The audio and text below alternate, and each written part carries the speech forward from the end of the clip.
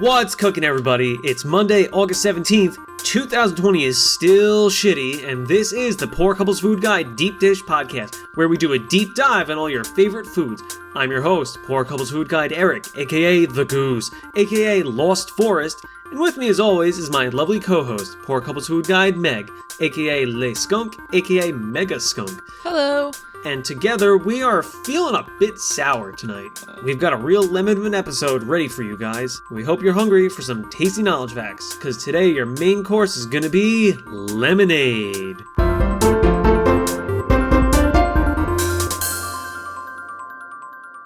Yeah, that wasn't an exaggeration. We're both kind of in a crappy mood tonight. Yeah. No one in this apartment feels good tonight. Yeah, you don't feel great. I've had a headache all day, and the dog just threw up, right? Yeah, I was nauseous at lunchtime. You've had a headache the past couple hours. Charlie threw up a couple hours ago. I don't know. Good old class. It's a good old classic Monday. Yeah.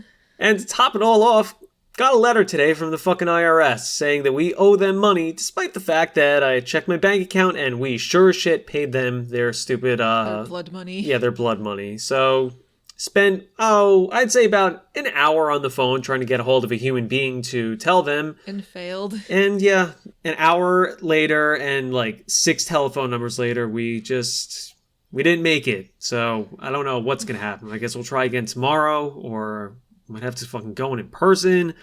Fuck the IRS. It was funny because I called my parents, asked my mom for bank advice, and my parents got convinced we fell for an IRS scam. So then later I texted my dad, be like, the amount of menus we've had to go through could only have been set up by the government. There's no way scammers would wait this long just to get a little money from us. Yeah, the amount of effort put into making that phone system as shitty and flawed as possible to resemble a government hotline.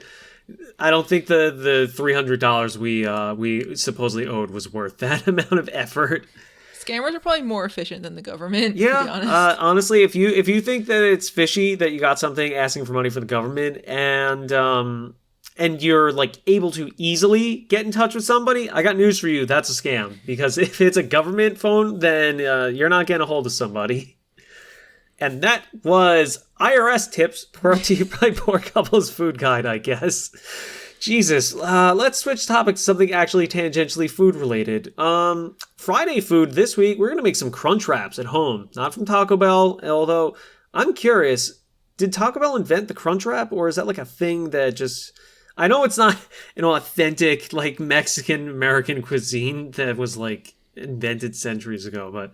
Maybe that can be a future episode. Yeah, we'll have to look into that. But crunch wraps, if you never had one before, which I guess you're maybe either 100 years old or 1 year old, but they're actually pretty easy to make at home. If you like getting them from Taco Bell, just go buy a big stack of tostada tortillas, the crunchy flat ones, and a bunch of regular tortillas, and you can make those at home. They're really easy to make. They're kind of a pain in the ass to fold up, but it's a homemade fun crunch wrap. Doesn't need to look super pretty. I'm pretty sure we have a recipe on our website. Yeah. That's true. That is right, folks. Go to poorcouplesfoodguide.com and search for crunch wrap homemade, and you can learn how to make your own crunch wrap.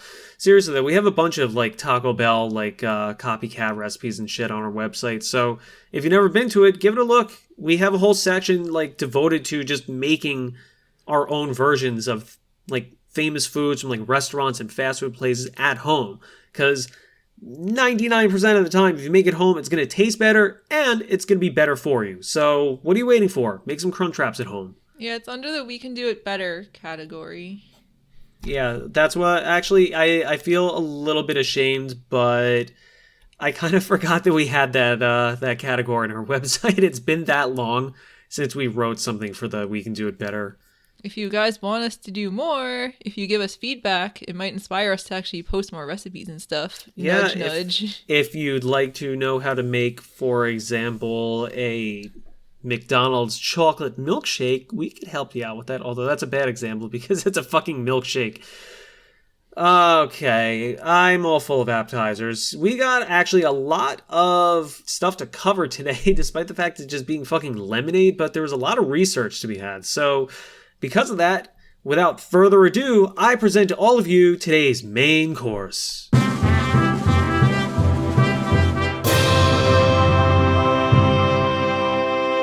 Lemonade is a refreshing drink made of 3 simple ingredients: lemon juice, water, and sugar.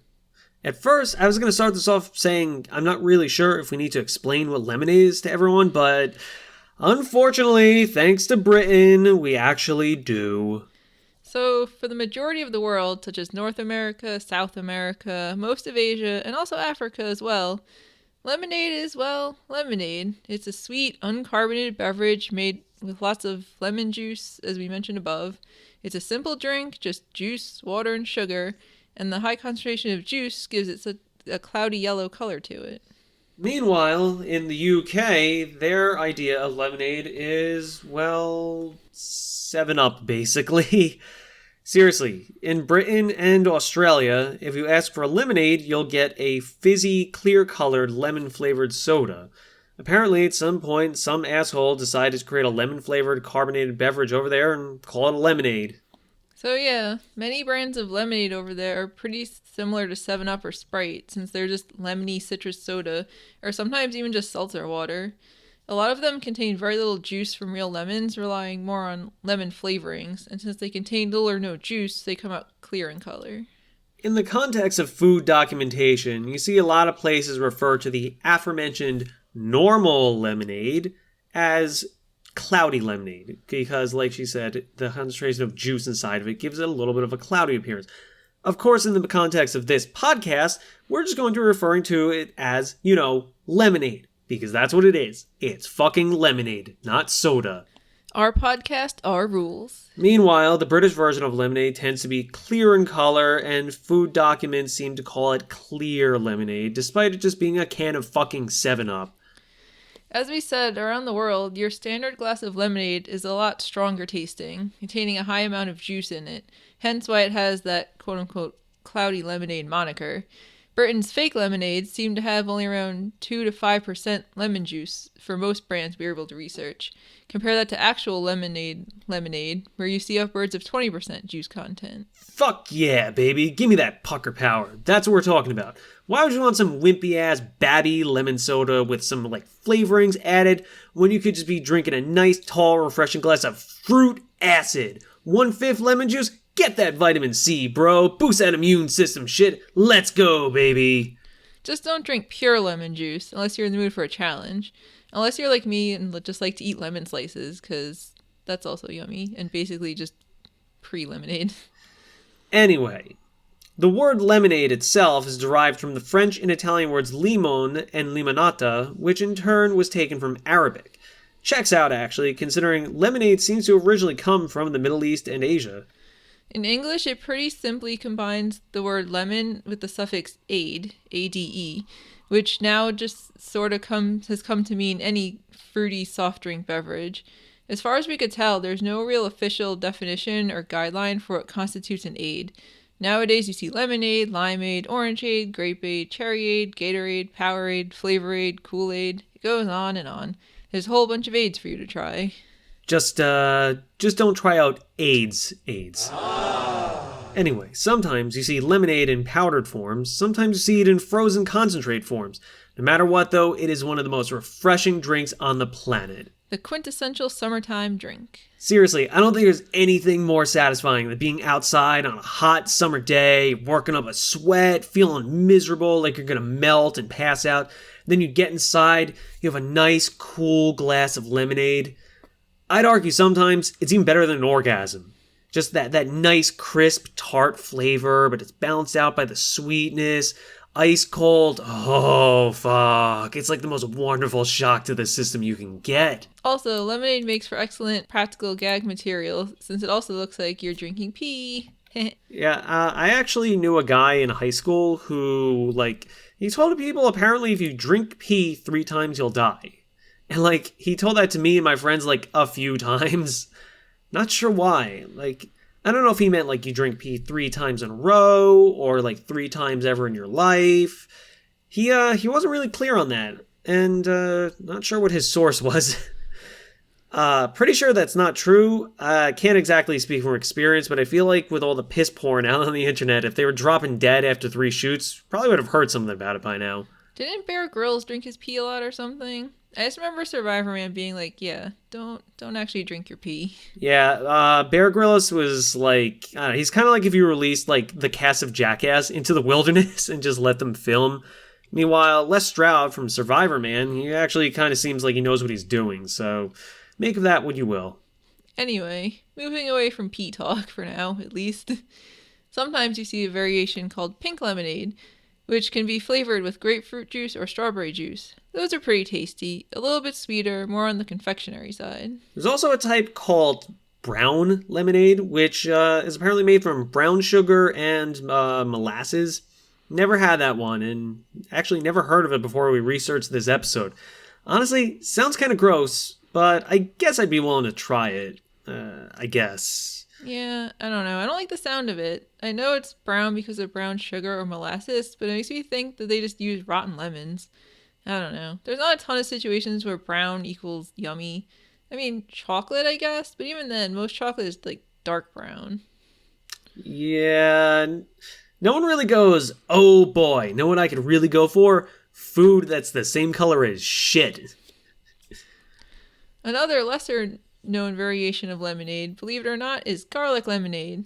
Yep, that one's not even a joke. Garlic lemonade is more rooted in historical remedies and stuff. It is frequently given to people who are sick or unwell, since garlic is known to boost the immune system and have antiviral properties.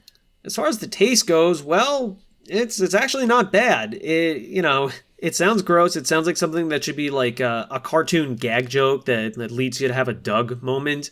But honestly, it's pretty good. If I had to compare it to something, it's kind of like if you've ever had like a nice like roast chicken breast that's been marinating with lemon juice, and the juices that get left over in the pan, they're all like lemony and garlicky. Honestly, that's what garlic lemonade tastes like, just, with sugar in it to make it tasty and, served cold, so it's refreshing. We'll talk more about garlic lemonade later on in this episode. Either way, the one common trait we've got here, though, is the base recipe of lemon juice, water, and sugar. You could spin it a million ways, and most of them are awesome. Well, not all of them. Most of them are, though. Anyway, I think we've covered enough about, what the concept of lemonade is, and now we exactly know what today's topic is, so let's dig into its origins. So the earliest documentation of lemonade was from about 1,000 years ago in Egypt. However, the lemon itself has been around a little bit longer than that. Before this, there's evidence of early lemon farming taking place in India and the Middle East in the 10th century. The lemon itself is actually a bit more of a recent invention in the grand scope of planet Earth. They haven't been around forever. Instead, it's suggested that lemons were actually hybrids of oranges and another citrus fruit called citron. Citrons specifically are apparently one of the 3 original citrus fruits that humans have domesticated over time. Yeah, I never knew about this, that all of our modern citrus fruits came from these 3 common ancestors, citrons, pomelos, and mandarin oranges. It's cool. It kind of sounds like some sort of badass old legend.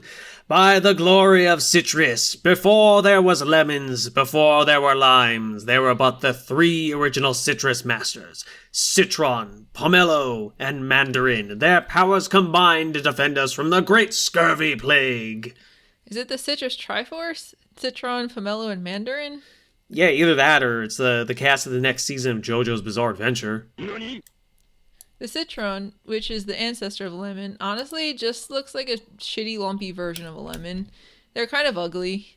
From the sound of it, they're not even very useful for culinary stuff since they don't taste great. They mostly just impart that citric zest flavor, but are really bitter. Yeah, apparently there's a variety of citron called Buddha's hand with these long tendrils and shit. And I'm gonna be frank here. I hate these things. Really, they're awful. Go look up photos of them. They look like an octopus that's dying of smallpox. Or you took a bunch of bananas, emptied the skin out, and then restuffed them full of chopped meat and Legos. If I ever saw one in real life, I'd probably just instinctively throw it on the ground and stomp on it as hard as I possibly can. I don't know if it's trypophobia or what, but these things, they just freaking gross me out. They're not particularly nice looking. Also, who the fuck decided to name these things Buddha's hands? It's kind of really mean on their part, you know? You see this gross, warty looking fruit and you name it after him as like, you know, as if he had these like rough, gnarly looking monster fingers. That ain't cool. I never met the guy, but I'm sure the Buddha had some majestic, saintly fingers. Why name such a shit tier fruit after him? Yeah, that was kind of a dick move. Like, it'd be like discovering a new breed of cat that's like permanently covered in its own shit and deciding, you know what? We're gonna name this one the Jesus Tabby. Yeah, I know it's always got diarrhea. It leaks shit from its ears, shit from its eyes, it shits from its mouth, shitting all over the place. Seems like the right call to name it after our Lord and Savior. Wow, you really don't like these things, do you? If it were up to me, I'd name these things the monster fruit, or the witch tit, or the fuck hand. Those all make way better sense than the Buddha's hand. I like the witch tit. It reminds me of one of my favorite lines from Corner Gas, where Hank, who's like kind of the dumb character, goes, "It's cold as a witch's mitt out there," instead of, well, you know. Anyway, everyone go watch Corner Gas. It's an A+ Canadian sitcom, and also now has animated version too. Yeah, fortunately for everyone though, early Asian civilizations in Burma were able to breed this shitty fruit with sour oranges to produce the modern lemon that we have now. And luckily for all of us, contrary to modern car lingo, this new fruit was not a lemon. Following this new hybrid citrus fruit's creation, lemons spread to ancient Rome and the Middle East in the first few centuries of AD.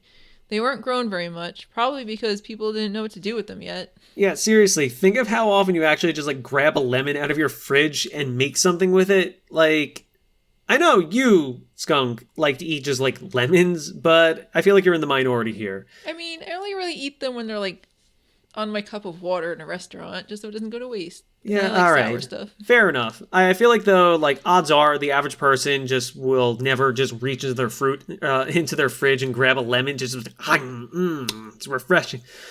Even if you do like grab just a lemon, it's probably because you're making lemonade. And if it's not lemonade, then I don't know. You're probably grating the zest of it to use like a small amount of that stuff in like a baked good. Like, most of the recipes that call for lemon just call for lemon juice. And back then, they didn't have these large-scale, like, operations that were cranking out bottles of lemon juice and lemon zest. So they probably didn't know what to do with them. Like, honestly, here's how I imagine it went down. Like, "Greetings, honorable farmer. I'm interested in that lovely bright yellow fruit. What is it?" "It's a new fruit. It's called a lemon." "Ah, I'll take one. Thank you." "Excellent. I look forward to this delicious new delicacy and the beautiful flavors which it holds in store for... Oh, it tastes like pain. I do not like this fruit." It makes sense though. Lemons are chock full of citric acid, which is derived from, well, citrus fruits. Yeah, in terms of acidity, they're actually pretty strong. They're sitting around 2 or 3 on the pH scale. Of course, 7 is neutral, like pure water, and 0 just being like cartoon acid that burns holes through solid objects.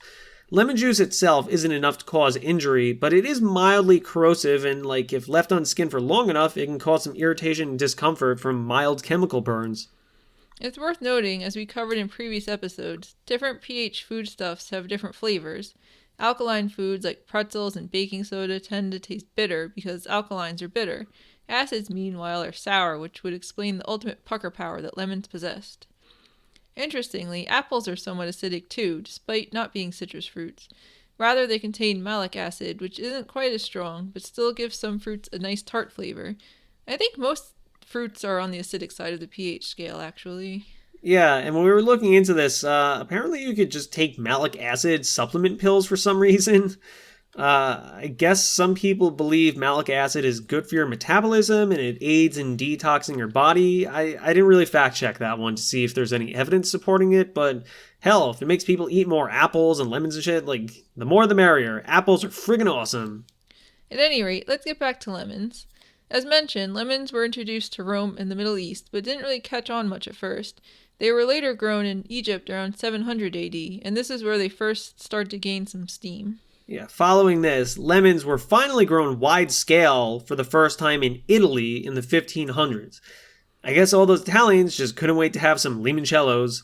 Although, actually, that stuff wasn't really invented until like the 1980s or something.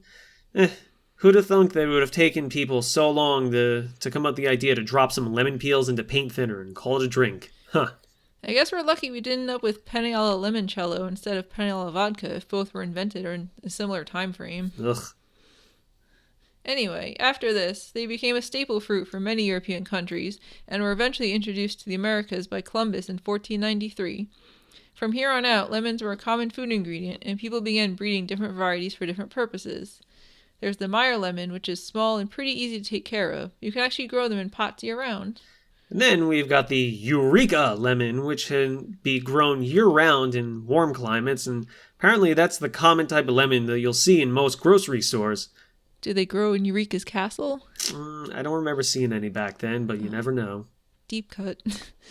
Italy's got the Sorrento lemon, which is grown mostly for lemon oils and extracts. Probably mostly for, well, limoncello again. Ugh.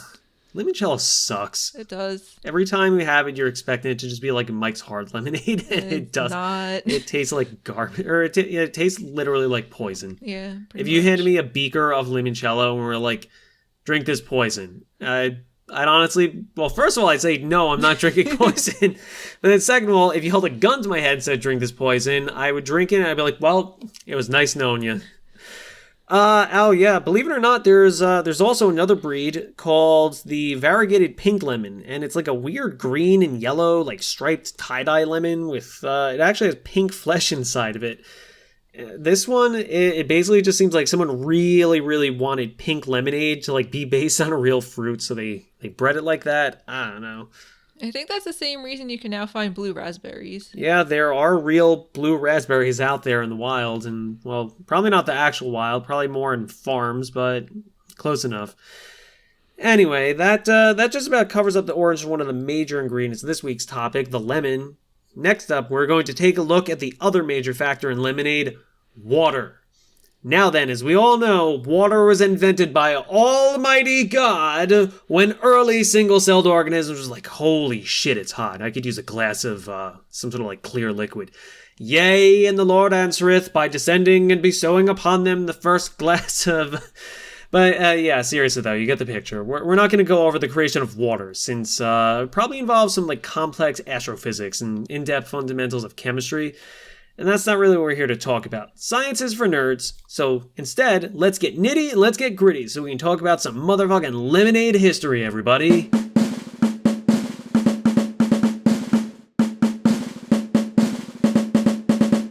So as mentioned before, the earliest forms of lemonade existed in Egypt and India. I say the two of them because we couldn't find a clear-cut answer to this. Yeah, one source states the earliest version of lemonade was a traditional Indian beverage called shikanji, or nimbupani.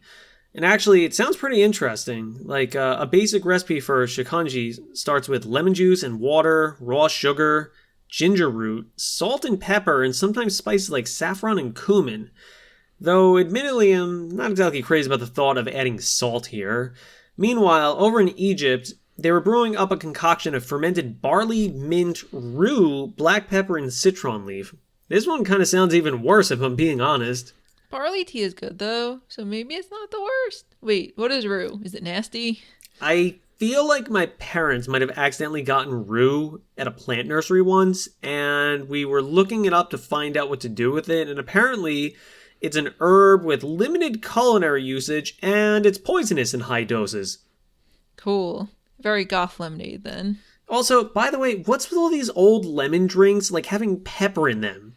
Lemon's not zesty enough for you? You'd think all these people living in these hot as fuck areas, like India and the Middle East, would be like, hey, should we add some spicy black pepper to this drink? And then just go, nah, it's too hot for that shit.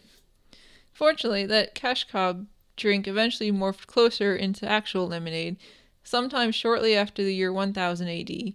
There's written evidence documenting Jewish Egyptians creating a beverage called katarmizat, which was effectively modern lemonade. Yeah, this stuff, katarmizat, was made up of honey, lemon juice, and water. Huh. Yeah, so that's basically it. Good job, everyone. We already got to lemonade. Hooray!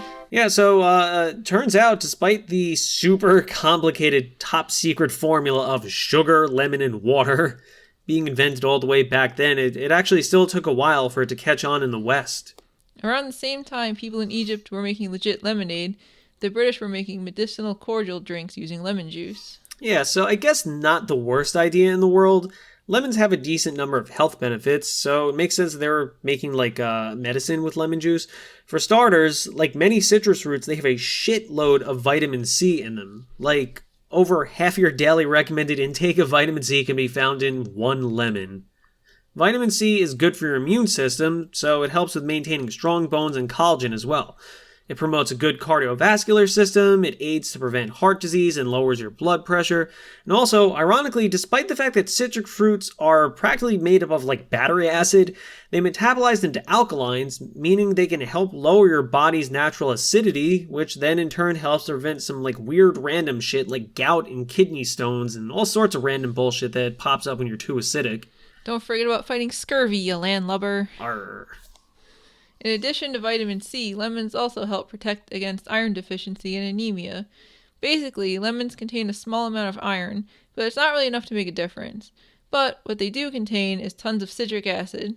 Citric acid in particular helps your body absorb plant-based irons, since iron found in vegetables and fruits aren't as easily digested as ones found in meats. Yeah, so for example, like people who aren't getting their iron from animal sources, like vegetarians especially, consuming citrus fruits like lemons is it's really important if they want to maintain proper nutrition. I mean, that or they could just have a couple of chicken legs. But hey, lemons work too, I guess. Another one we got here is some good old-fashioned anti-cancer properties. So as we all know, cancer is fucking bullshit, and it still manages to edge out both Big Macs and depression on the kill stats for mankind every year. Unfortunately, because of this, medical researchers are always on the prowl for every little bit that helps in the fight against various types of cancers. And, there's a number of studies demonstrating that citrus fruits and lemon oil in particular have some anti-cancer capabilities. Now, you're not going to be able to just eat a few lemons to knock out your pancreatic cancer since, nothing is concrete, especially when you're dealing with shitty cancer. But still, diets high in fruit that are high in fruit and vegetables is a pretty strong factor in staving off a lot of types of cancers and other health problems in general. So, at the very least, couldn't hurt. So, basically to wrap this all up, lemons equals good for your health. So, drink up, folks. Now that we're done falling down this rabbit hole, let's get back to Europe so we can talk about how they took a simple fruit juice drink and turned it into fucking soda. Picture it. On a hot August summer day in Paris, 1630, the Limonadiers debut lemonade to the Western world by strapping big water tanks onto their backs and filling it with a bubbly lemon water sweetened with honey. You know what happens when you speak French. But I will go on for the sake of the podcast. So they had bubbly lemon water sweetened with honey. So in other words, carbonated lemonade. They took a 500-year-old formula, added bubbles, and they paraded around a bunch of sweaty Parisians as if they reinvented the wheel. Not kidding here. Every historical rundown we could find mentions this specific detail, that a bunch of dudes just walked around like parks and stuff in Paris with big stupid tanks of lemonade strapped onto their backs, and they started following people around in parks and dispensed it to all these unsuspecting people who had never had it before. Honestly, it kind of sounds like it was just like one of the world's very first like big dumb publicity stunts. Because why else serve it in these ridiculous back-mounted tanks? Were they just like hosing people down like a fucking Ozzy Osbourne concert? In my mind, I'm picturing like those big chemical tanks that landscapers used to spray like weed killer all over the place. Just hopefully without, the lymphoma. But seriously, people must have been like really confused, like looking at these guys like, oh la la, do you see that? Why is he carrying around a large tank of yellow liquid on his back? Has the great sewers of Paris overflown once again? Oh ho ho ho, but of course, perhaps it is a tank of wee. Yes, I'd like you to know we made it this far without another pee joke, so I hope you appreciate our ability to go this long before doing it again. We'll only do it maybe one more time this episode, promise. Probably. Anyway, bringing it back, yeah, that stunt worked well enough because a few decades later, the vendors formed a union and lemonade became really popular in France. Unfortunately, that's about all we could find in our research about this. No explanation for why it was carbonated or how this lemony drink randomly made it over to the West after 500 years. Don't know who brought it over to Europe from India and Egypt. It just seems like the kind of thing that just happened. Yeah, actually, it's kind of fucked up to think about it. Here, like in Egypt, like the Hebrews invented this awesome drink that's really simple to make, and it's pretty good for your health. It's been around for like half a century.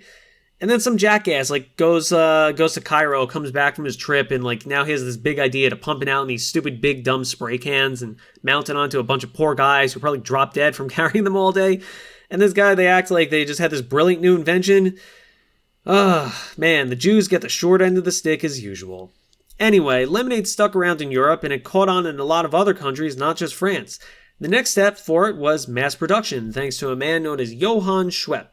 Schwepp, as in the famous soda brand, Schweppes.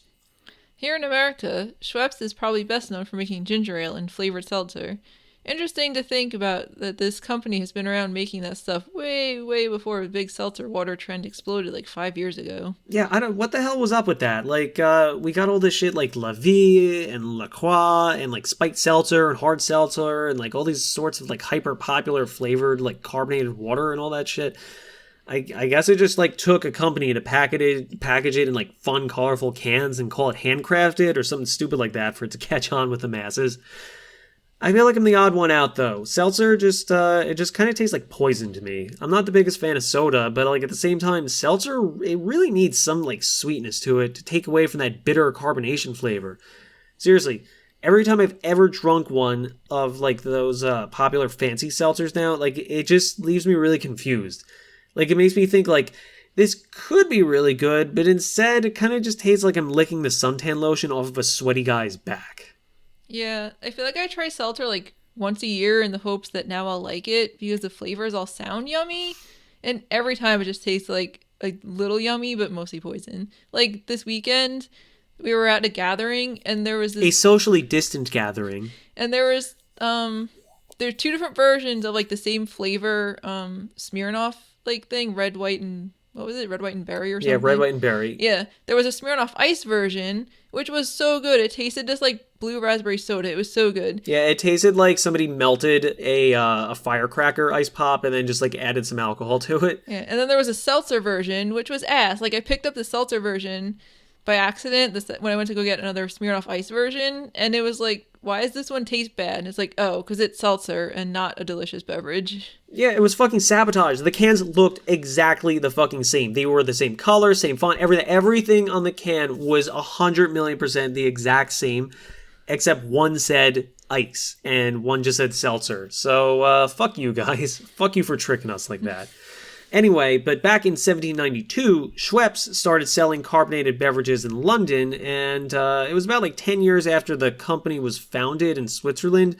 Early on, they specialized in stuff like quinine water and seltzer and sodas, but then by the 1830s, they were manufacturing Europe's fizzy lemonade. Interestingly enough, lemonade had already made its way over to the U.S. during the 1700s, independent of Schweppes' expansion into global territories. Fortunately for us, it seems like lemonade was brought over as the classic original version, which is simply just lemon juice, water, and sugar. Yeah, and actually, bizarrely enough, the earliest published recipe for lemonade we could find in America was from an 1838 cookbook, The Virginia Housewife, and it was for like a weird frozen form of lemonade that it almost sounds more like an Italian ice or something. It was called lemonade, iced, and it called for a quart of standard lemonade. Okay, off to a good start. Then also it introduces whipped egg whites to be frozen into it afterwards. I'm not really sure how I feel about them. Like, lemon ice is really tasty, but at the same time, frozen frothy eggs doesn't sound particularly appetizing. No, not really. Lemonade became popular in the United States rather quickly because sugarcane was so abundant over here. There's no real explanation for when it officially came over, but probably sometime during the 1600s or 1700s.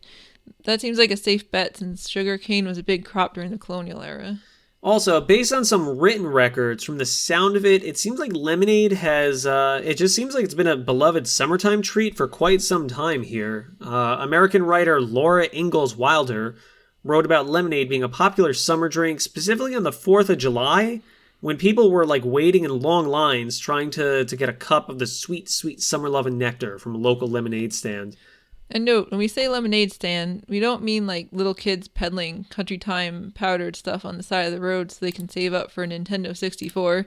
These were more akin to street vendors at like country fairs and stuff. We'll talk about children's lemonade stands later on.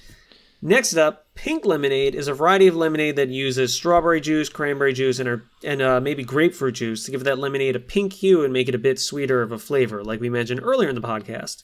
Pink lemonade appears to have been invented at the circus, which I guess makes sense since lemonade was a big deal at fairs and festivals, and circuses are all about fantastical, wacky, colorful shit.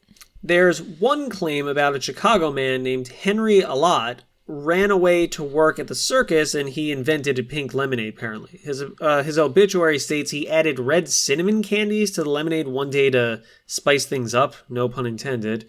Unfortunately, there was no date or evidence for this, so it's kind of up in the air. That honestly sounds disgusting. Yeah, I don't know about that one. Ironically, this second claim seems a little more concrete, despite the fact that it's literally coming from the memoirs of a carny. This explanation comes from the book The Ways of the Circus, being the memories and adventures of George Conklin, Tamer of Lions. In this book, George Conklin says his brother Pete invented pink lemonade in 1857 by total accident. Apparently, on a particularly busy day at the circus, old Pete was slinging out lemonade so fast that at one point he just got caught up in the shuffle and he grabbed a random mystery bucket of water to use for his next batch, and he didn't really give it a close look. Cause apparently that bucket was filled with some pink water that one of the gymnasts had been soaking her dirty pink tights in. She was soaking them in the bucket to clean them up after her latest performance, which turned the water pink, and the result was a pink-colored lemonade made from a girl's sweaty tights. And foot fetishists the world over rejoiced. Seriously though, ironically, guests loved it, and it became a fixture at future circuses, though presumably without the dirty leggings involved, and probably with some fruit juice added. Then again, who knows? The circus is a weird fucking place. Somehow that one is less disgusting than the lemonade with the red hot cinnamon candies added to it. Yeah. I just like this story in particular because, apparently the whimsy of seeing pink-colored lemonade was enough to win the people over, in spite of that batch presumably having more of a salty, footy, thigh-like flavor to it. Well, I guess they say you eat with your eyes first before your mouth, so... It's worth noting also, as we mentioned earlier, there actually is a type of lemon with pink-colored flesh, but in spite of that, it has nothing to do with pink lemonade. In fact, the juice of these lemons is clear-colored, so unfortunately there isn't some sort of organic, natural explanation to rationalize pink lemonade. Yeah, on the topic of lemonade varieties, there's another type created in the Middle East which combines lemonade with mint, and holy shit, if regular lemonade is refreshing, this version sounds like a fucking slap in the face with a hand made out of solid ice. Limonana, as it's called, is a type of lemonade that also contains mint, ginger, and even lime and apple juice. The mint gives it a green color, and holy fuck, could I really go for one of those right about now. Moving back to the more standard formula, lemonade in general actually got so popular in the US at one point that Sunkist, the juice and citrus fruit company, had begun pitching it as an alternative to alcohol during the 19th century's temperance movement. Yeah, the tagline back then was, "Goodbye to liquor, here's to lemonade." To which a bunch of drunks probably responded, "Lemon party."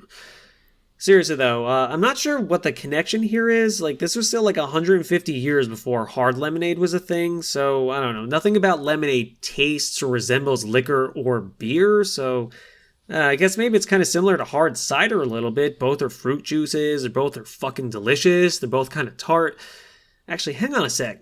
Hard cider was pretty popular in the 1800s as well. The Whig Party was all about, the hard ciderites and all that shit. Wait a sec, was hard cider the whole reason behind that dumb slogan? Was it more popular than shitty beer back then? We onto something here? Either way, I don't think it worked out very well since, the whole 18th Amendment and prohibition bullshit didn't really take off until the 1900s. And even then, it only lasted for a little over 10 years. Whoops. Actually, it's funny to think about that. Not even a century ago, alcohol was just flat out illegal. it's 2020 right now, and in the middle of a pandemic, people are stumbling over one another to get those little takeout baggy cocktails because they can't stand to go longer than 5 days without being overcharged for cheap, shitty liquor. Anyway, the temperance movement probably didn't do lemonade any favors considering how unpopular it became, and lemonade probably didn't appreciate being associated with a bunch of homely, middle-aged Karens holding rolling pins and ready to beat you over the head with a Bible. Actually, wait a second. How the fuck did these people expect you to, take communion at church if alcohol was illegal? How did that work? Did they have, church speakeasies? Hey there, Ralph. Coast is clear, no cops. I'll take the usual.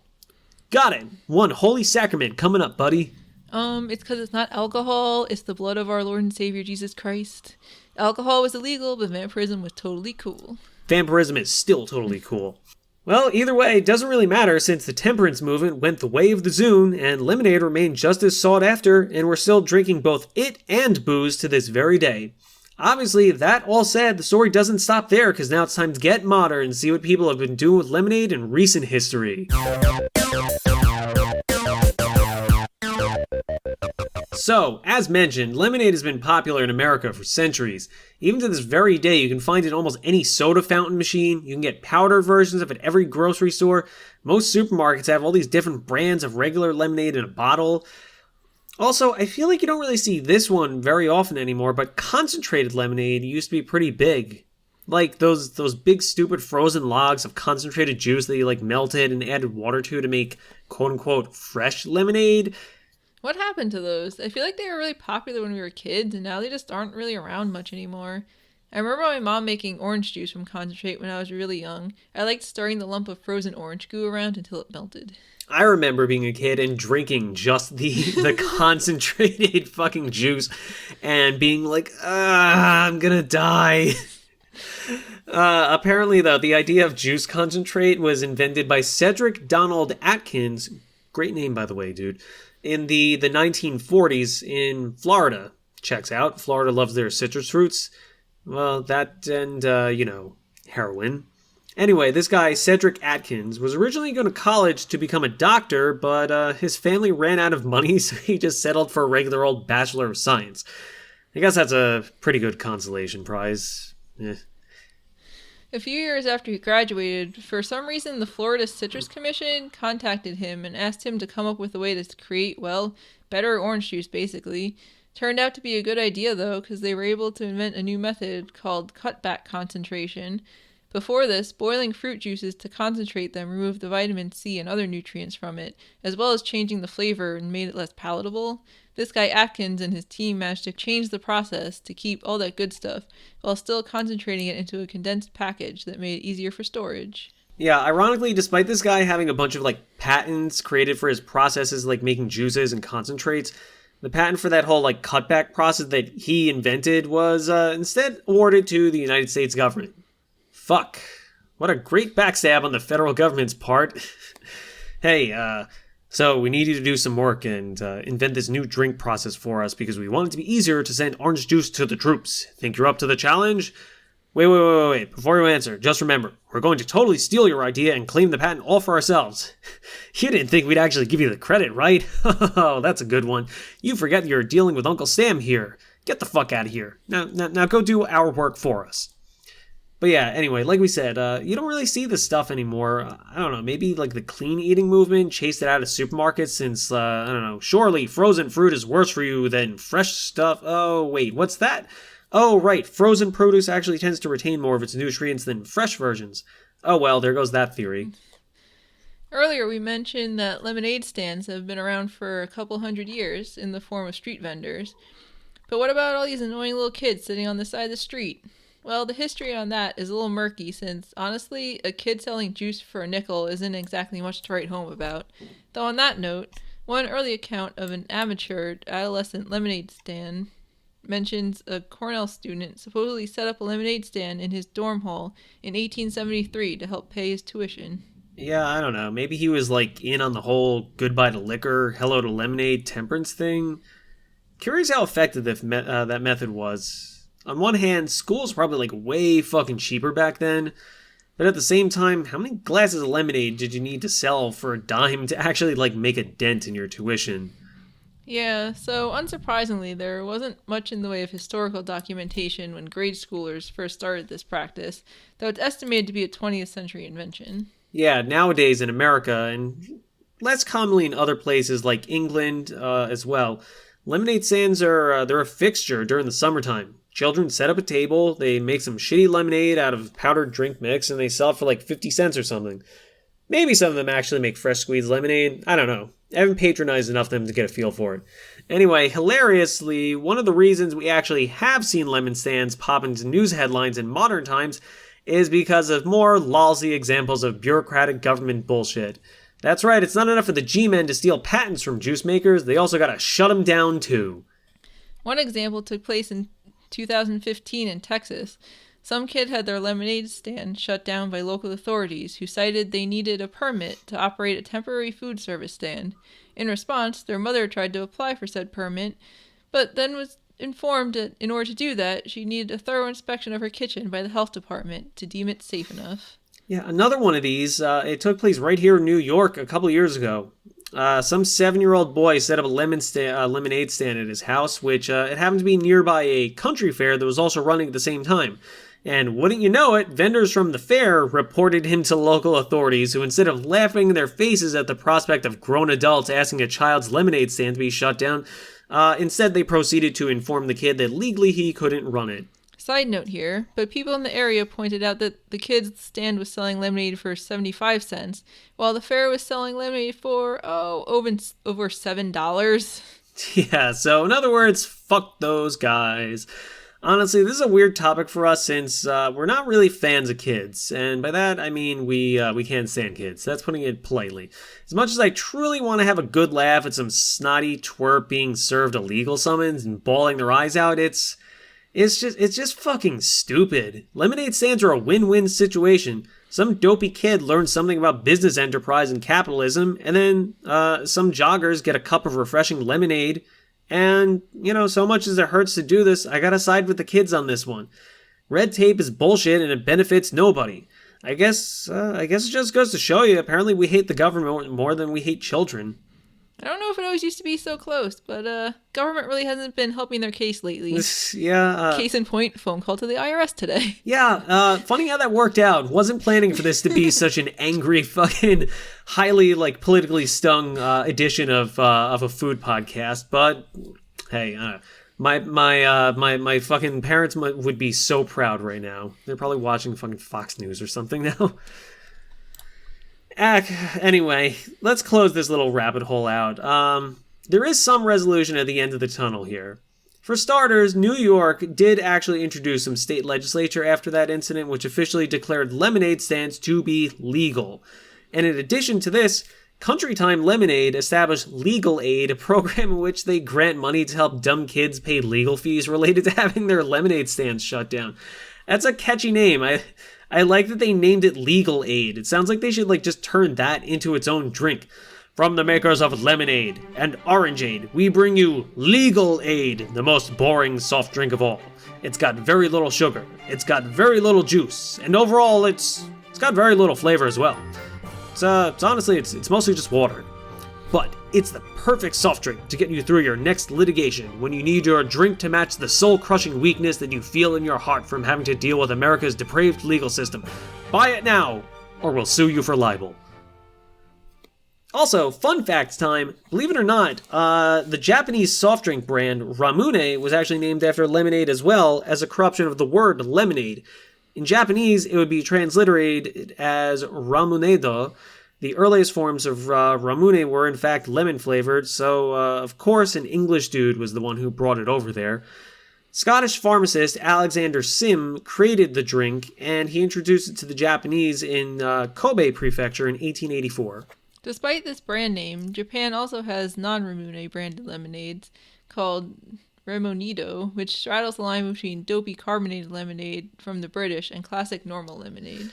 Ironically, despite it getting its start as a lemon soda, Ramune is more widely known for its 8 billion other flavors now, like banana, blueberry, bubblegum, champagne, cherry, chocolate, corn, melon, pomelo, plum, pineapple, orange, raspberry, vanilla, wasabi, watermelon, apple, grape, melon, teriyaki, yuzu, yogurt, and eggplant? Yeah, eggplant. Nothing quite hits the spot like some good old-fashioned eggplant juice. Wait, do eggplants actually have a flavor other than Parmesan? Who the frig knows? Your guess is as good as mine. Yeah, probably one of the most recent lemonade developments we've seen in Western society is probably one of the most divisive drinks ever created, honestly. It's both a beacon of hope to alcoholic lightweights everywhere at summer parties, and it's also an easy target for basic-ass chads to mercilessly take potshots at. Of course, we're now talking about Mike's Hard Lemonade. Mike's Hard Lemonade was first invented in 1999 by Anthony von Mandel, who founded the hard drink company known as Mark Anthony Group. Apparently, this guy started in business as a wine importer before coming up with the idea of hard soft drinks. According to the company, in their research, they found at least a quarter of all men in America didn't actually like drinking beer, but they basically forced themselves to, because they didn't have a choice. They didn't want to look like a pussy. And ain't that the fucking truth, my dudes? Growing up, I could relate to this so much. In my teen years, I remember every time I tried drinking a beer, all I could think was, this tastes like fucking shit. Why do people like this so much? Actually, by the time I was 20, I just flat out started refusing beer at parties and stuff, not because I was like straight edge, but because it sucks. Thank God my brother-in-law introduced me to good old hard cider, so I could still be peer pressured into drinking alcohol and feeling like one of the crew, but while at least drinking something that I enjoyed and also didn't taste like a homeless man's scrotum. It's really bizarre though, Mike's Hard still has a bit of a notorious reputation in popular culture. This stuff was invented to let people say, oh, nah, I'm not a little bitch. I'll drink it. I just don't want to drink beer. And yet now they still get made fun of for drinking it. It doesn't even make much sense. Mike's Hard has an alcohol content of about 5%, which is roughly the same or more than most popular beers out there. Yeah, I don't even get the whole issue here. It's alcoholic. You can get drunk on it. Why is there a stigma to drinking something that tastes good? Are we as a society that jaded and masochistic that we need to go, it's not enough that I'm literally poisoning my body, it needs to taste like ass too? Ironically, there's even historical precedence for alcoholic lemonade. In the 13th century, that early lemonade what was it? Catarmazat. It's alright. You tried your hardest. Tarzamat stuff had some documented recipes that were alcoholic. Hell, even Genghis Khan and the Mongols were drinking ancient predecessors to hard lemonade back when they were eating proto-burger steaks. Fortunately, I feel like a lot of that horseshit has finally died down in the last 5 years since, we mentioned, there's just a friggin' ton of hard seltzers and hard versions of other soft drinks now. Like we mentioned, there's alcoholic iced tea, there's hard root beer, wine coolers have been around forever. Honestly, I feel like they've almost gotten as popular as dopey beer is now. Whatever. Times change. Maybe in another 50 years, people will talk shit to you for having a glass of Guinness. Anyway, moving forward, let's take a look at this week's recipe for the main topic. Now then, this recipe for lemonade comes to us from the world, and it's as follows. Water, lemon juice, sugar. Alright, this recipe is a little, well, let's put it this way. Do you really need a recipe for lemonade? Alright, hang on a second. Bear with us a moment while we find something more substantial.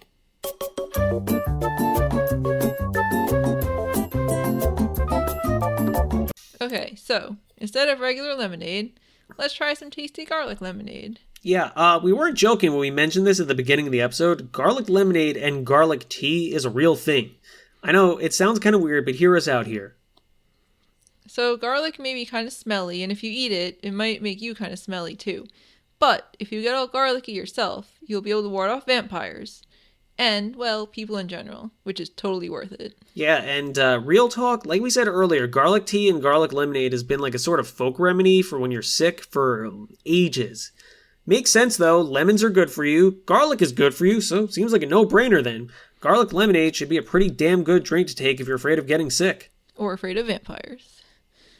As previously mentioned, it kind of tastes like garlicky lemony gravy from some oven-roasted chicken, only sweet and yummy. Let's take a look at our very own recipe we posted on Poor Couple's Food Guide a few years back.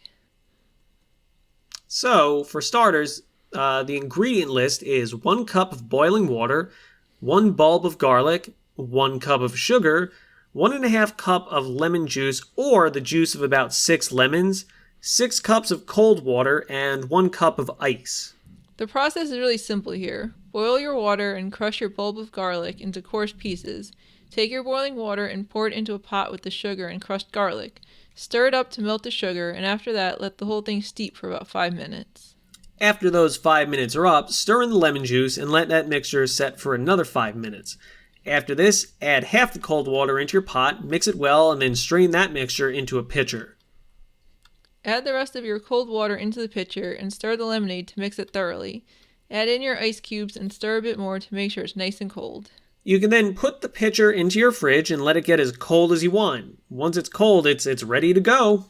It's worth noting that you can make single servings of this and drink it hot. When it's hot, it's garlic tea. When it's cold, it's garlic lemonade. I don't know if that's an official rule or something we invented, but yeah. Yeah, we actually have the recipe for like a single serving of garlic tea once again on poorcouplesfoodguide.com. So I don't think we should feel bad about plugging our website because it's our website, it's our podcast, so oh well. Anyway, for anyone who saw us at the Long Island Garlic Festival a couple times a few years back, you might remember us. We were serving up garlic lemonade at the Garden of Eve farm in Riverhead. We had a lemonade stand basically set up at the festival. We also were selling garlic popcorn as well, and the selling was whatever. We just about broke even, but we had more fun putting on the demonstrations at the event tent. We also ran into the really weird problem of a decent number of idiots being really put off by garlic-themed foods at a, garlic-themed festival. Even popcorn. Everyone loves popcorn, but you'd think we were trying to sell them poison. Yeah, really. I don't know what the hell that was all about. I get it. If you never had it before, garlic lemonade does sound kind of gross, kind of out there. But we had people, making faces and all these knuckleheads making remarks they'll find a way to stick garlic into anything here. Not sure if those people were aware, but you just walked into a motherfucking garlic festival. Of course vendors are going to try to stick garlic into everything. That's the entire point of this fucking event. It's like going to a Yankee game going, I don't know, there's an awful lot of baseball shit here at this baseball game. Fucking morons. Also, it's stupid because there were plenty of other garlicky foods there too. They had garlic ice cream, for fuck's sake. We're not the only ones who are mixing garlic with sweet stuff. Anyway, yeah, so I don't know what their problem is. So, listen, give it a shot. Try making it sometime. It's really unique, and it's worth trying at least once. Who knows, you might like it, and hell, maybe it'll help boost your immune system during this friggin' coronavirus pandemic. At the very least, it'll help you keep up your social distancing. And that should about cover it for today's main course. Hope you guys saved room, as always, for some dessert.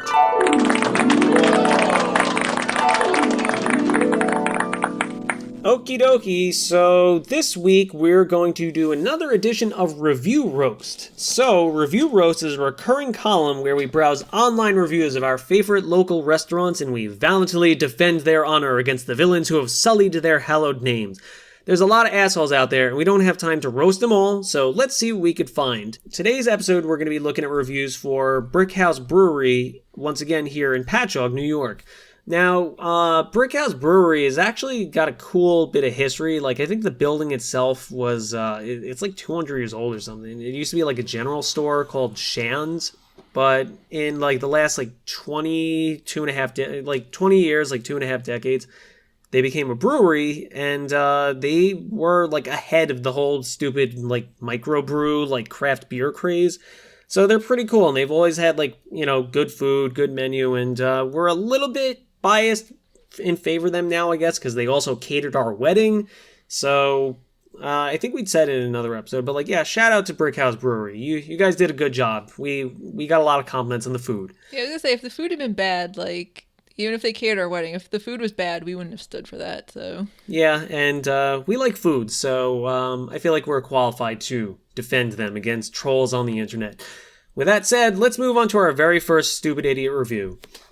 Now, this first review comes from Michael Buguccio on Google, whose review is as follows. 1 star. Never go there for the Wednesday quote-unquote open mic. Is this guy has he never heard of an open mic before? Anyway, it is a scam to get musicians or people in the door. It's only for featured acts and friends of the host. I've been there early at least 5 times. Never got to play. The sign-in gets there late and it's full before it gets there. Last time there, it took one guy, 9 minutes to set up and play for a half an hour. It was 9:45. 40-minute sets, leaves 3 more acts for the night.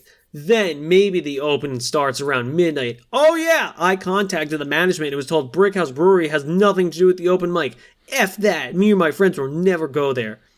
You used to play open mics there a lot when you were in band, right? Yeah, I did. Over the last 10 years, I probably played like open mic, I don't know, at least like a few times a year, almost every year for the last 10 years. And I don't know what the hell this guy's talking about. More than that, though, what I want to know is, did this guy really just leave the restaurant a 1 star and then at the end of the fucking review admit that Brickhouse has nothing to do with the open mic? So you're reviewing the person who's in charge of the open mic, but leaving the review for the restaurant. Okay. I guess because you can't review the open mic. You can't review the guy Kyle Fitzpatrick or whatever his name is. Unless you're just gonna stalk his Facebook page. 1 star. Didn't let me play at open mic. Fuck you, Kyle. Well, I feel like if you've been to any open mic ever, you know that time management is like a huge issue at all of them. Like any open mic, it's like it takes people forever to set up and then people go over. But like, I don't know, that's part of going to open mics, isn't it? Yeah, there's always one guy who they're like, you get 3 songs, and the guy's like, got it. Each one of my songs is 15 minutes long. Yeah, that's like I said, he fucking in his review that's all bitching about open mic, he at the end of that review says, I know Brickhouse said that they have nothing to do with the open mic, but F that, we'll never go there. Like, fucking dude, come on. You can still go on a day that's not Wednesday and just, eat some yummy food. Yeah, what a novel concept. Going to a restaurant for food? Who'd have thought it? Maybe actually, spend some money there to be qualified to leave them a review. Yeah, instead of just expecting them to give you free coverage for your shitty guitar act. Yeah. All right. Next review is from Kyle Conrad. Bartender, if you can call her that, was horrible. Took 15 minutes to get a beer. Never asked if I wanted food. Had to ask for menu. Then took 25 minutes to order food. Bartender was too busy complaining about her other job to the customers next to me. Honey, I'm so sorry you have to work 3 hours without a break. I would hate to see you work a real job. Never will I go back. Jesus. What a fucking douchebag. What a bitch. Like, take that, wait staff and like the entire food service industry. Why don't you work a real job? Also, can you bring me my food faster because I'm lazy and I can't cook at home? Fuck you. Even nature's mad now. Yeah, we got some thunder going on. The world is mad at you, Kyle Conrad, and your shitty 1-star review. I like it. He's trying to play up like the bartender was busy complaining about her other job to the customers next. It's like, have you never been in a restaurant before? Bartenders and like wait staff people, they tend to like talk to customers because people like to talk and people like friendly wait staff. Also, like, I don't know. I feel like, I mean, the way Brickhouse is set up, there's the bar and there's also bar top tables and then there's the dining room in the back. I feel like the waitstaff usually assumes if you're just at the bar itself, you're just there mostly for drinks. And if you want food, you go to the bar top table. Yeah. So just be like, they didn't even bring me a menu. I had to ask. Like, I don't know. They're serving like 20 other people. Like, I don't know. Say at the beginning you want food too. It's not that hard. I'd hate to see Kyle Conrad leave a real review. Never go back to his profile. Oh, sick burn. Yeah, take that. Next up, we have Nat F, who I believe this is also from Google reviews. This was from Yelp. Nat F on Yelp leaves a 1-star review in 2013 stating, Before I even made it into this place, I was brutally attacked by the doorman. Then he smashed my cell phone after I took a video of him to show the police. I hadn't even had a single beer. I was there to pick up money from my friend who was right inside the door. What a nightmare. Yeah, I'm sure that was the whole story, and she didn't exaggerate that at all. Yeah, I'm sure it's exactly how it played out. I'm sure she walked up to, for some reason, pick money up from her friend in a bar. I'm sure that's exactly what she went to pick up money from her friend, and before she made it to the door, the doorman attacked her and smashed her cell phone. Yep, checks out. Also, I like the fact that she's trying to make this out to be like she walked up and got attacked, but then also was like, I didn't even have a single beer. I swear. Like, yeah. how is so that? You weren't. Like, You I don't did. know. You weren't. You said you didn't even make it into the building apparently, but you're also like, I didn't even have a single beer. It's like, I think it's pretty much assumed if you're walking up to a like from outside, like you hadn't had anything to drink yet. Yeah, it's almost like she was already there and like probably like didn't tell the truth in this review. What a nightmare. Oh. The next review, unlike half the novel reviews left, is short and simple. Short and to the point. From Rocking G-Man. Terrible service. Bartenders only give you service if you tip large. Food is getting a little better. Place does smell. I just really like the last not even sentence fragment. It's like, weirdly, there were like a lot of reviews that mentioned it's smelling, but like we go there a lot and it's never smelled like anything other than food and like beer. I guess it's the people going at like 2 a.m. after everyone started vomiting and stuff. Yeah, I could see if you go in the middle of the fucking night and everyone's vomiting on you, then I could see it like smelling like vomit. You're right. Like food is getting a little better. Place does smell. This next one comes to us from James White, who apparently has never been to a bar before, I guess, or like a club or whatever. But 1-star review, cover charge ... lol. That's it. What does that review even mean? Like, are they like laughing at the fact that there is a cover charge? Do they think there should be a cover charge? Like, I don't even understand. Well, interestingly, we have the exact same date on Yelp is a review from John W., who incidentally has the same exact initials as James White. Conspiracy time. John W. writes, if I could rate them a 0, I would. What the fuck? These motherfuckers charge a $5 cover to get in. The fucking charge you to spend money at their bar. I came here once. I would rather go anywhere else and pay for my drinks without the cover. Ain't you fucking serious? You're gonna charge me to fucking spend money at your bar? Fuck that. I'll go to any other bar in Patchogue. Thanks. Don't go here. They suck. Jesus. Like I said, I am curious if it's just the same guy, but like maybe just one of his friends. Like I said, it was the same date, so I like to point out this guy has 1 review on Yelp. It's literally the only review he's ever left. But yeah, wow, that dude is fucking angry. Yeah. Jesus. Like, I don't know, we don't really go on weekends, but like, so like we've never paid a cover charge for there, but like, I don't know, isn't a cover charge for bars at like busy times, like weekends, like fairly common practice? Yeah, that's what I was gonna say. Is with like this asshole or these pair of assholes, like just a cover charge law. Like maybe they're like 15, they've just never been to a bar before. Like fucking, it's pretty standard at every restaurant or bar that's like playing music to charge a cover charge if it's like, you know, a weekend night. I don't, like you said, we don't go to bars and shit that much anymore. Like, nothing we ever really did. Whatever. I've paid cover charges begrudgingly, and I think they're dumb. But like, I wouldn't go to a fucking restaurant and be like, "Let me in." And they said they'll be $5, and I'll go, "Fuck you," and then write the angriest review of my lifetime 5 minutes later, mash it out on my cell phone. Fucking 0 stars. They charge cover charges like everyone. This next one comes from Joy D. Friday night, looking for a couple of beers and appies. I already don't like this person. Wish the whole beer and apps experience was better. What looked good on paper was executed poorly. The only thing was the beer was cold. The stout was good. The blonde ale I've had better. The beer-battered garlic parmesan wings sounded delicious, but it was a greasy mess and lacked garlic. In parentheses, $10. We had to pay the grease off with the napkins. The big pretzel was huge, parentheses, $13, but dipped in butter, and the 3 accompanying sauces were too sweet, parentheses, honey mustard, beer cheese too grainy, and rum chata just didn't work. Golden was a better choice.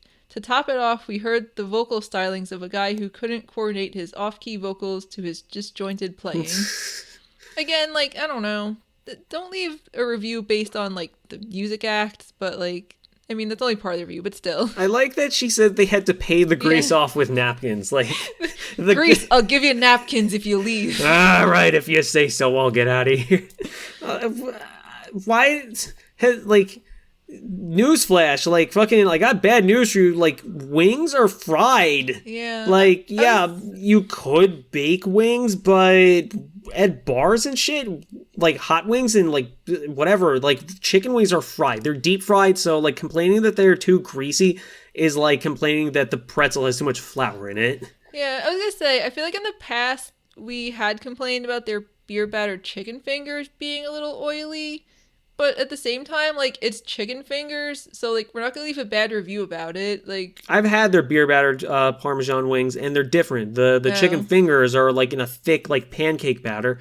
The wings, they're just, like, it's a loose batter, and, like, I like they're just, like, it lacked garlic. Like, how... I'm sure if there was more garlic, there'd be another review, be like, 1 star, too much garlic on the Parmesan garlic wing. How do you expect to get garlic to fucking stick onto chicken wings? Like...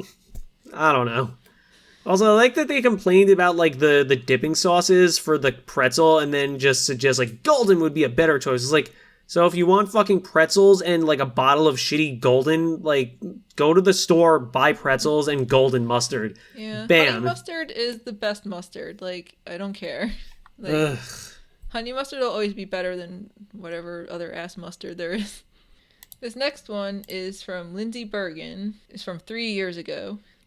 Haven't been here in months because the last time we went, the waitress, parentheses, who was in a tank top and flip-flops, knew nothing on the menu. I asked if the sauerkraut on the Reuben was sweet. She said no, but it was. Boyfriend asked for no honey mustard on his chicken sandwich, and guess what was on it? Honey mustard. I literally took 2 bites of my sandwich, and because it was quote-unquote half-eaten, she said the manager, who never came out to see us, said I had to pay for the sandwich. Mind you, after someone else dropped the food off, we had to ask a busboy to find our server so we could tell her what was wrong. Hopefully she doesn't work there anymore. That harlot wearing a tank top and flip-flops, which is... There's a response under the review from the owner, one of the managers, who's like, that's impossible. Yeah, I really appreciated that there was a review response on Google from the owner of Brickhouse Brewery saying, that is not dress code for any of our waitresses, and it has not been for over 10 years, so that is impossible. And, like, good for them standing up to, like, assholes like this. What I'm guessing, here's what I'm guessing happened was there was just, like, some random, like, some woman was just walking through the bar, and they were like, tell us about the sauerkraut, and the woman was like, I don't know, what are you talking about? And they're like, is the sauerkraut sweet? Probably not, and then, walked away. Also... I just like how she literally took 2 bites, started eating her sandwich, and then was mad she had to pay for the sandwich she fucking ate. Yeah. Like, oh, what a novel concept. I had to pay for the sandwich I started to eat. Oh, no. Also, her boyfriend asked for no honey mustard on his streetlight chicken sandwich. Your boyfriend's a fucking moron, because honey mustard, for starters, is, like, one of the best condiments. And second of all... honestly, I've had the streetlight chicken sandwich like 1,000 times. Without honey mustard on it, it's going to taste like nothing. That sandwich is made of fucking honey mustard. That's like the defining quality of it. Honestly, the waitress was doing them a fucking favor by putting honey mustard back onto it. Fuck you.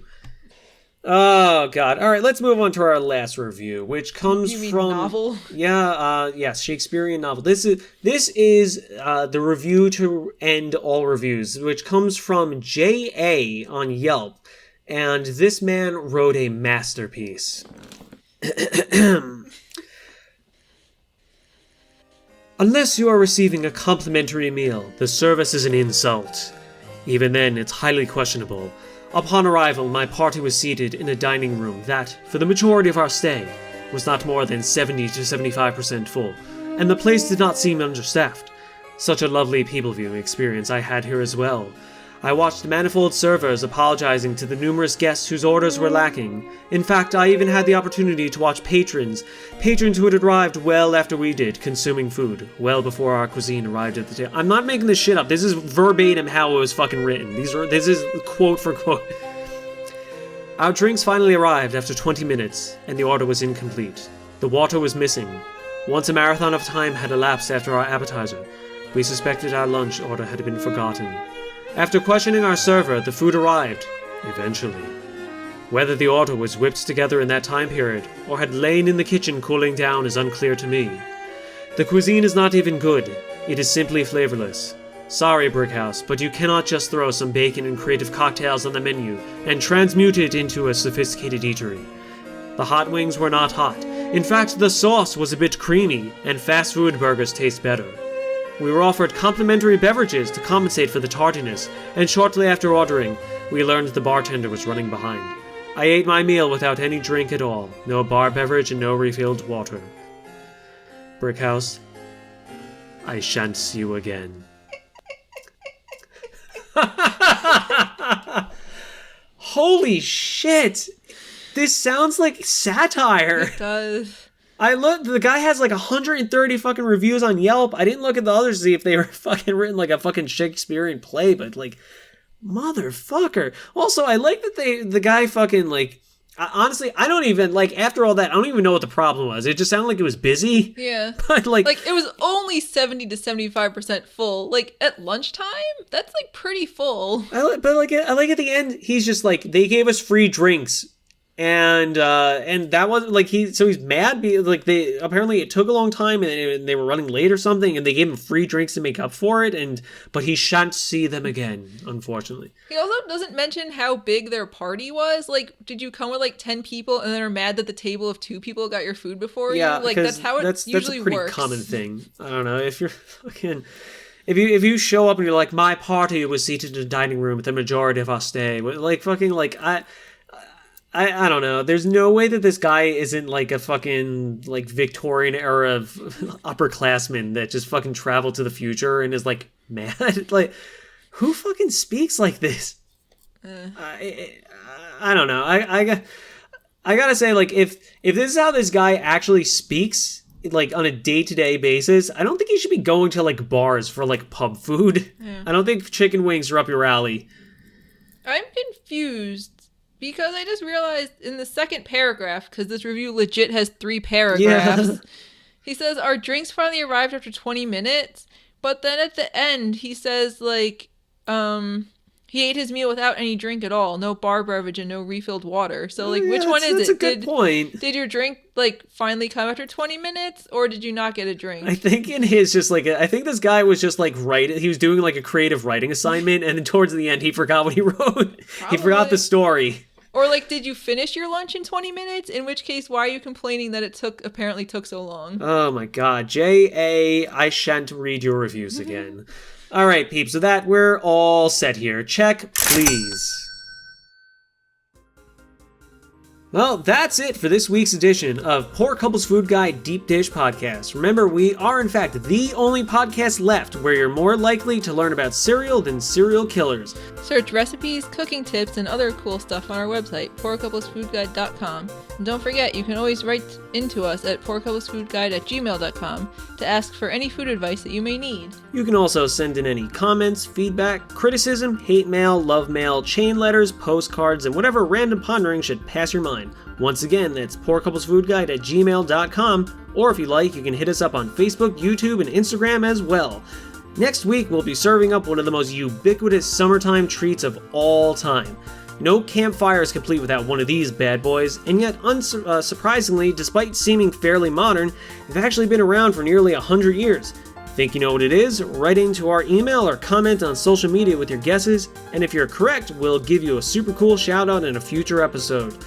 Until then, everybody, we bid you a good day and good eats, so stay hungry and keep feeding that brain. And tummy.